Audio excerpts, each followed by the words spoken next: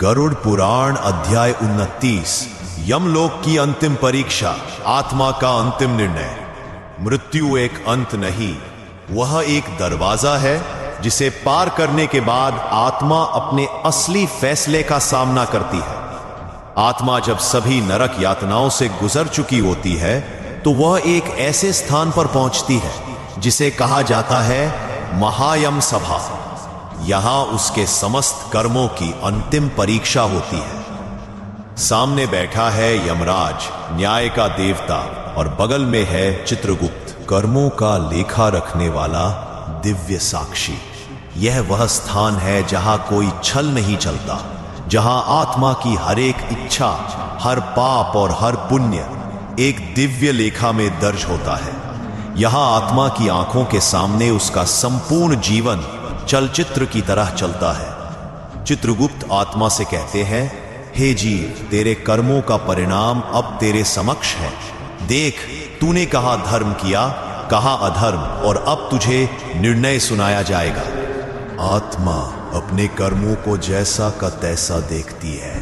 कोई बहाना नहीं, कोई संशोधन नहीं। वह समझती है जो किया वही पाया जाएगा।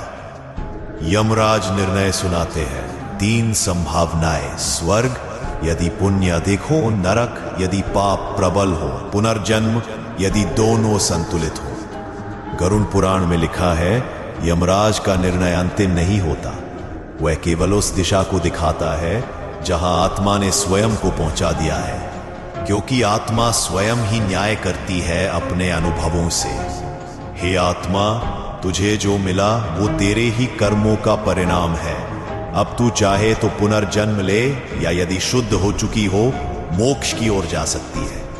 यह वह क्षण है जहां आत्मा स्वयं निर्णय करती है क्या उसे फिर से जन्म लेकर सीखना है, या वह पूर्ण हो चुकी है, मुक्त होने के योग्य।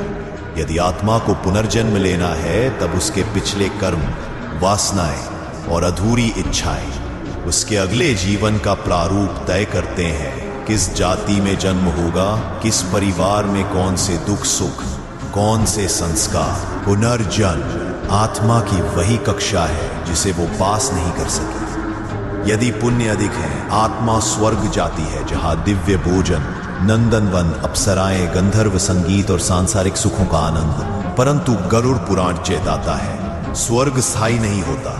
पुण्य समाप्त होते ही आत्मा पुनः गिरती है। स्वर्ग विश्राम है, मुक्ति नहीं। अंतिम क्षणों में आत्मा मुस्कुराती है, क्योंकि अब वो जानती है जीवन क्या था, मृत्यु क्या थी, और आत्मा कौन है।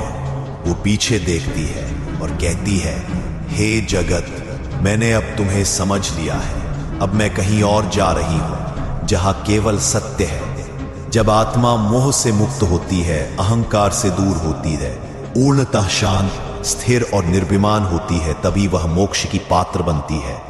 फिर उसे भगवान विष्णु का आदेश मिलता है, हे आत्मा, तू अब इस जगत के बंधन से मुक्त है। अब तू मेरे लोक में आ सकती है, जहां न जन्म है न मृत्यु, केवल शांति है। हम सब आत्मा हैं जो किसी दिन इसी यम सभा में खड़े होंगे।